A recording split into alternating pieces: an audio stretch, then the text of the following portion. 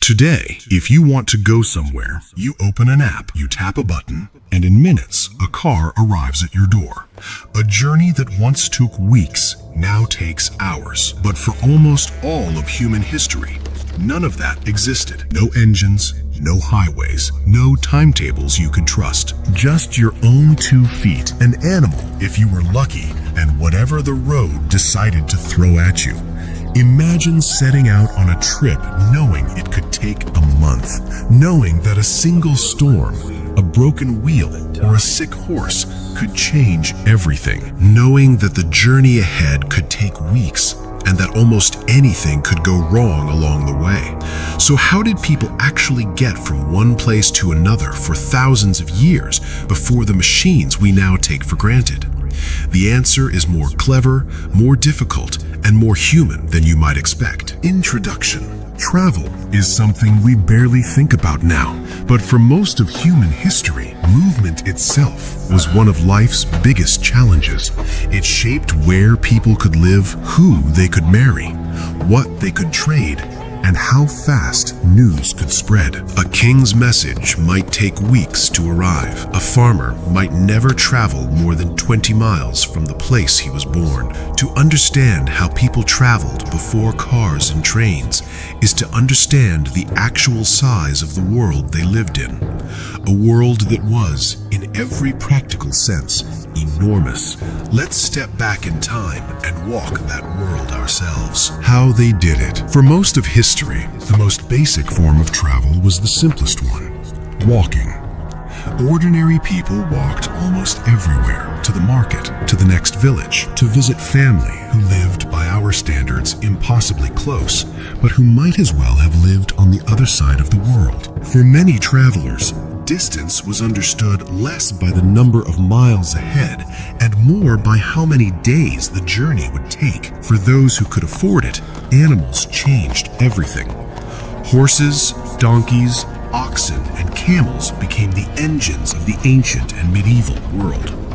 A horse could carry a rider faster than any human could run for long.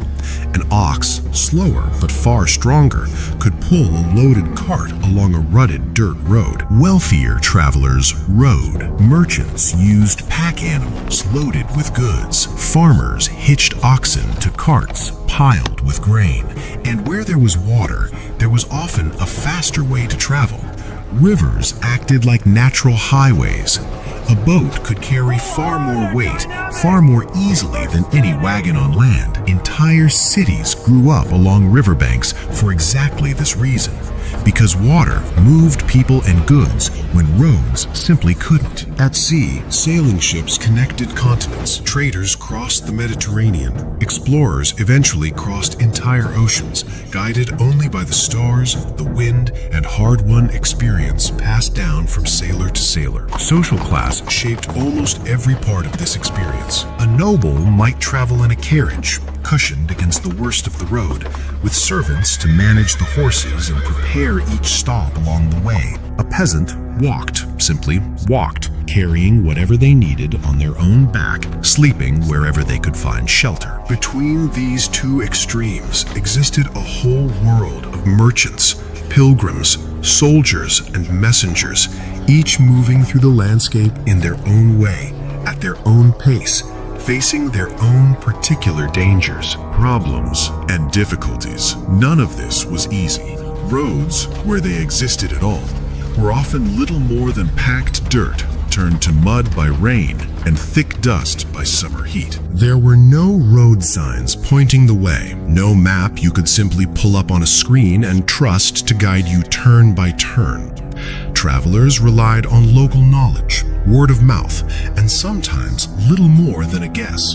Getting lost wasn't a minor inconvenience. It could be fatal. Weather could destroy a journey in an instant. A sudden storm at sea could sink a ship that had sailed safely for months. Heavy snow could close a mountain pass for an entire season, stranding travelers on the wrong side of the mountain. Then there was the danger of other people. Bandits could target travelers on isolated roads, preying on merchants who couldn't defend themselves. Pirates posed the same threat at sea. A journey that should have taken a week could end in disaster within the first few hours. And even without bandits, even without storms, the body itself set its own limits. Walking for hours under a burning sun with no shade, no cold water, and no way to escape the heat could break even a strong traveler.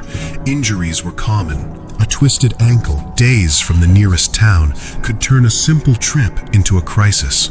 Illness spread easily among travelers packed together on ships or crowded into roadside inns. Perhaps the most striking difference between their world and ours is this: uncertainty was the default condition of travel. You didn't know exactly when you'd arrive. You didn't always know if you'd arrive at all. Solutions and survival. And yet, people found ways. They always did. Communities built networks of inns and way stations along major routes, places where a tired traveler could rest, eat, and find fresh horses for the road ahead. Along great trade networks such as the Silk Roads, merchants developed relationships with local guides who knew the terrain, the water sources, and the safest routes through dangerous territory. Sailors learned to read the wind, the waves, the clouds, the coastlines, and the stars, skills passed down from one generation of sailors to the next, sharpened over a lifetime spent at sea. Caravans offered safety in numbers.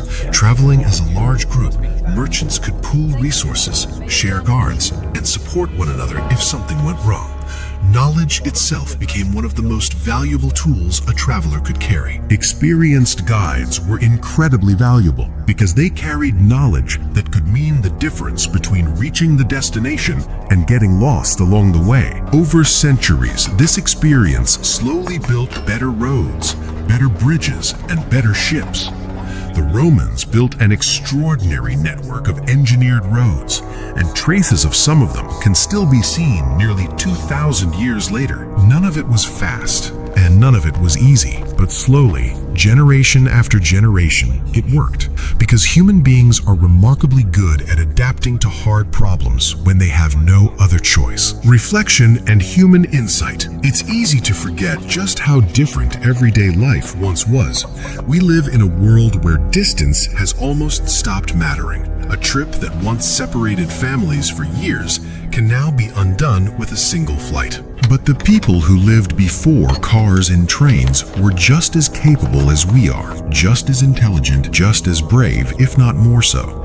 Facing an enormous problem, they answered it with the tools they actually had: patience, skill, community, and an intimate knowledge of the natural world that most of us have long since lost. What feels unbearably slow to us today was simply normal to them.